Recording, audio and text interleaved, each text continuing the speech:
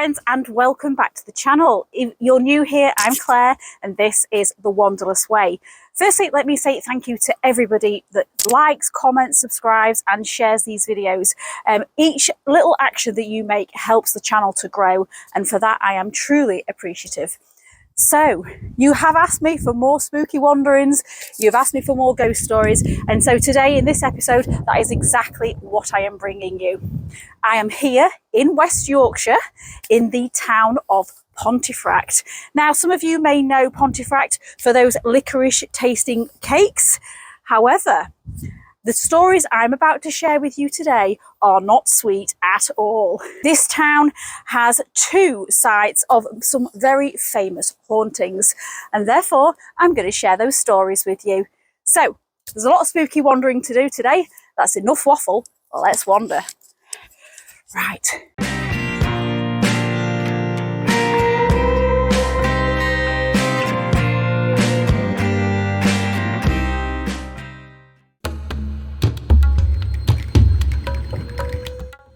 Pontefract, or Ponty as the locals know it, is a historic market town in West Yorkshire, England. Lying to the east of Wakefield and the south of Castleford, it's around 12 miles from Leeds, 14 miles from Doncaster and 11 miles from Selby. Originally known as Pontefract, this town has a history with origins in both the Roman and Saxon eras. Its name deriving from the Latin pons fractus, meaning broken bridge. The town grew into a significant medieval stronghold, with Pontefract Castle playing a central role in England's turbulent history. This castle witnessed sieges, executions and betrayal, most famously the suspected murder of King Richard II. Such events have left their mark on this town, both historically and paranormally. It's certainly a place worthy of its own episode on this channel, so please sit back and relax whilst I take you on a journey through Pontefract to share stories and allow you to make up your own mind about what's been going on here. Does the same spirit haunt both sites?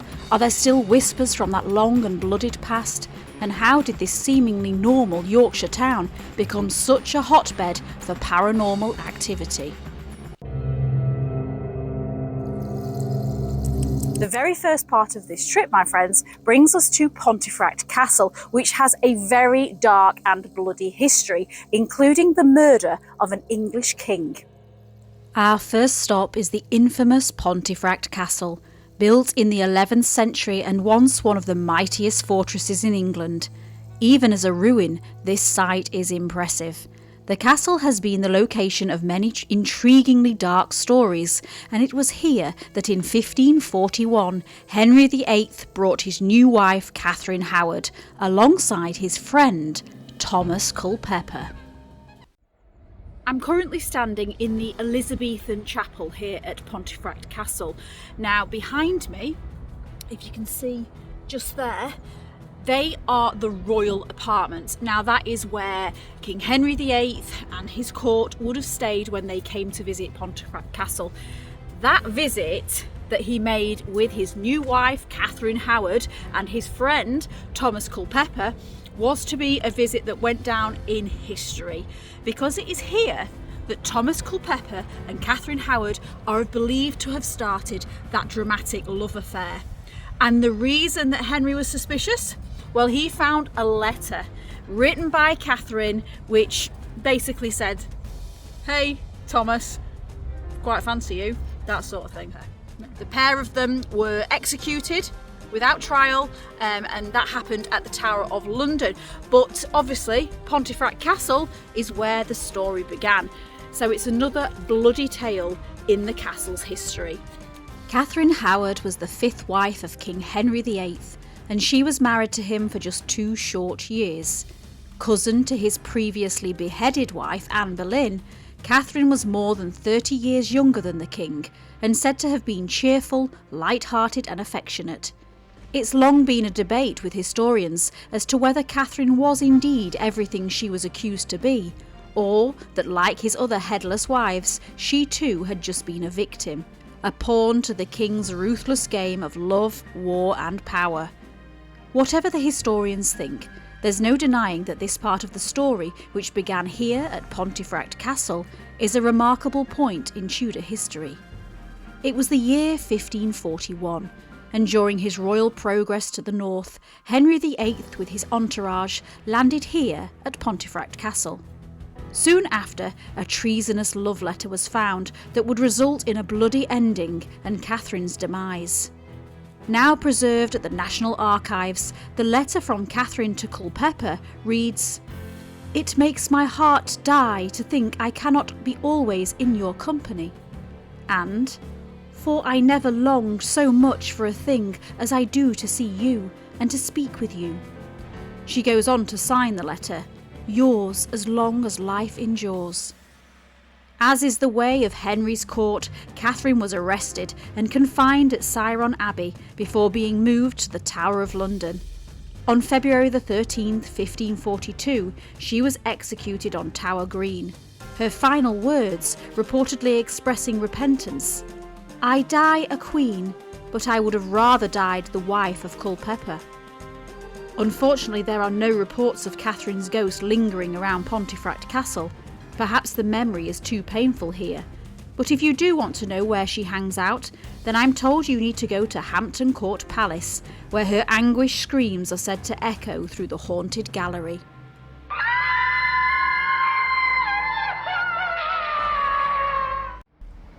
Sadly, Catherine's wasn't the first royal demise associated with Pontefract Castle, because the story that is most remembered here is the suggested murder of King Richard II. Richard II ruled England from 1377 to 1399, ascending to the throne at just 10 years old after the death of his grandfather, Edward III. Eventually, Richard was deposed by his cousin, Henry Bolingbroke, who was to become King Henry IV. Richard was imprisoned and brought here to Pontefract Castle, where he was likely held in harsh conditions until his death. Over the years, various reports of whispers and screams have been reported by visitors at the castle. Could any of these be the echoes of a long-dead king? It would attract people to the site, that's for sure, but apparently the staff here think Richard's long gone.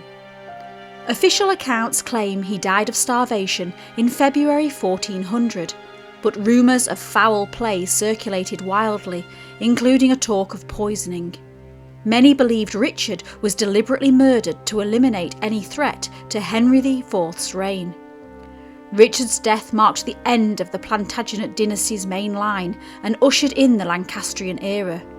The unresolved tensions surrounding his deposition and death contributed to the Wars of the Roses, a series of dynastic conflicts that would shape England's history for decades. Around Halloween time, I'm told the castle does a fantastic ghost walk. But if Catherine Howard and the murdered king aren't here, then just who is? Pontefract Castle is no stranger to ghostly tales, and among the most chilling is the story of a tall man carrying an axe. Witnesses describe his presence as deeply menacing. In the 1990s, a family visiting the castle had an unsettling encounter when the son became terrified, urging his family to run. Although they saw nothing, the boy fled in tears, begging to leave. Later on, his father, who stayed behind, reported seeing a man with an axe charging towards him before vanishing into thin air. Could this figure be the ghost of an executioner from the castle's grim history of public beheadings? Thomas of Lancaster, Anthony Woodville, Richard Grey and Thomas Vaughan were all notable men to be beheaded here at the castle, so it's not a completely unreasonable suggestion. The internet is full of forums with ghostly reports at Pontefract Castle, but I've picked one out for you involving an eerie encounter between a young boy and a monk. It was during a school trip that a young boy fainted unexpectedly in the dungeons during a tour. Following the concerns of the teacher and no doubt the tour guide, the boy was collected early by his grandfather. This unusual incident, however, was said not to end there.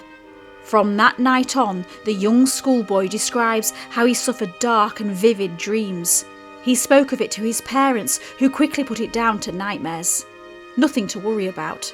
But the dreams continued, and each time he fell asleep, he was back in the castle. But this time he was not alone. Instead, a monk-like figure took centre stage, taunting and terrifying him at the same time. The dreams continued to plague him, even continuing after he woke, with a dark shadow figure leering over his bed frame. Eventually they stopped. The gentleman in question is now grown up and a self-described skeptic of all things supernatural, but he still can't quite shake off the memories of what happened here at Pontefract Castle. Have you had anything similar happen to you when visiting a historic attraction? Any strange dreams or unusual encounters? Do let us know. Visitors have also reported seeing the spirits of 2 little girls dressed in old-fashioned clothing. On one occasion during a historical event at the castle, some children ran off to play, like children do. Eventually they ran back to their mother, excited to tell her that they'd found 2 other little girls to play with, but that they had to leave. Their father had come from the wall to call them back. The girls stopped their play and obediently followed their father back through the very same wall. But the most reported ghost tale at Pontefract Castle is that of a monk. Many visitors report seeing this apparition walking from the kitchen remains towards the Queen's Tower ruins. The monk is always seen walking from west to east, and sightings usually occur around 5 p.m. The castle custodian, Steve Coulson, says that the monk has been seen by many people over a long period of time, and that people who see the monk are usually shaken and upset. Pontefract was once home to an important priory, and many believe this would explain the ghost. But now things get dark. A local legend has it that a monk of Pontefract was convicted to death for the rape and murder of a young girl. This monk was taken to an execution point in the town and hanged for his crime.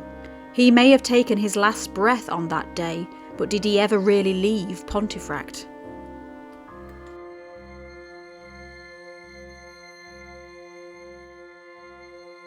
So the researchers believe that this monk that murdered and raped this young girl came from Pontefract Priory, and that perhaps his ghost haunts here and the next location, which we are going to be visiting in a minute. It would make sense to the story, but it does blend in a little bit too perfectly. I don't know, what do you think? Do you believe it is the same spirit that haunts both Pontefract Castle and the next location? Well, let me take you to the next location, and then maybe you can decide for yourself by the end of this video. Perhaps one of the most famous haunted houses in England, this unassuming semi-detached in Pontefract has secured its place in the paranormal history books for some of the most terrifying hauntings Europe may ever have seen. Its very address will get the goosebumps going for those that have already heard of its sinister reputation. Yes, my friends, today we're following the monk from Pontefract Castle and to his most favourite spot, 30 East Drive. Claimed to be home to the most violent poltergeist in the world, 30 East Drive will most certainly go down in the paranormal history books. And today it's become a somewhat sought-out attraction for ghost hunters and the curious. In 2012, the happenings at this home were the base of the supernatural horror movie When the Lights Went Out. What was wrong with the old place? Where do you want me to start? I liked it. Good. You can stay there. Very funny. Ta-da! To the new house. The new house. The new house. Oh, Sally's got it into her head that we're not alone. What was that? Bloody hell do you think you're playing at?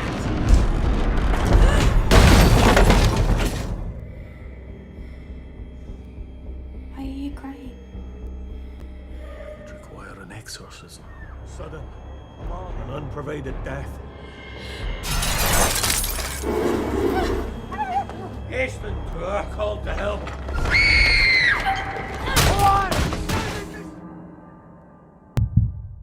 And today it has its own place on Google Maps, listed dramatically as home to the Black Monk of Pontefract. And so for our next stop, we are on a normal residential street here in Pontefract, But if you're a paranormal enthusiast, then you'll already know where I'm heading. This is supposed to be the most haunted house in Britain. The hauntings here, if you compare them to the Enfield hauntings that took place in the 1970s, the hauntings here are said to have started in the 1960s, and they are still happening today. Some absolutely terrifying reports of paranormal activity have taken place in this house. Now, it's £300 if you want to stay the night. I haven't got spare £300, so I won't be going inside, but I will be telling you those spooky, absolutely terrifying stories. If you're new to this story or just like hearing the tales, then hold tight whilst I tell you the account of how this all came to be. It was the summer of 1966 when the Pritchard family, consisting of Jean, Joe and their 2 children, Philip aged 15 and Diane aged 12, moved into this unassuming semi on East Drive in Pontefract. Within a short while of moving into their new home, unexplainable events began to occur. It started with a fine layer of chalk-like dust appearing in the air. Weird, sure, but that could be explained. What followed, however, could not. A pool of water began to appear on the floor. Despite several attempts to mop it up, the strange puddle continued to refill. The family were baffled. They called in the council to investigate. Despite digging a hole, the workmen found no source. There was no explanation. But soon it didn't matter, because the puddle was to be the least of their concerns. Even stranger things were about to unfold. Green foam bubbling from taps, plants jumping out of pots, and lights flicking on and off. If this was a Hollywood movie, then this would be about the time to call in the Ghostbusters. But this is Yorkshire, and this is real life, and most people in this situation would turn to the church in cases of demonic fear, and that's exactly what the Pritchards did. Various exorcisms are said to have taken place, but to no avail. Objects started to be flung across rooms, family photos were slashed, and unexplainable bangs came from uninhabited rooms. Before long, a sinister, black-robed figure started appearing to family members. Like the famous Enfield haunting in London, these poltergeist activities seem to intensify around Diane, the Pritchard daughter. There's something these demonic entities like about young pubescent girls, it seems, and it's something they have in common with the monk we spoke about at the castle earlier. In order to normalise the activity, the family began to call the entity Fred. If they couldn't get rid of it, then perhaps they'd learn to live with it. But that was not to be the case. The activity continued to escalate, with Father Joe being locked in the coal house with a dark presence. It was an experience said to have been so terrifying that neighbours described how he came out of that coal house a broken man. The events that are said to have occurred behind this door are truly the stuff of nightmares, and the family began to report a range of supernatural events centred around the staircase. Shadowy figures would be seen lurking, disembodied voices echoed, and the grandfather clock was said to have fallen on its side and thrown down the stairs. Eventually, it was an event on the staircase that led proud Mother Jean to accept defeat. The story goes that young Diane was in the house when all of a sudden her long hair stood on end. Shortly after, she was dragged up the stairs by an invisible force and against her will. You're still here, aren't you?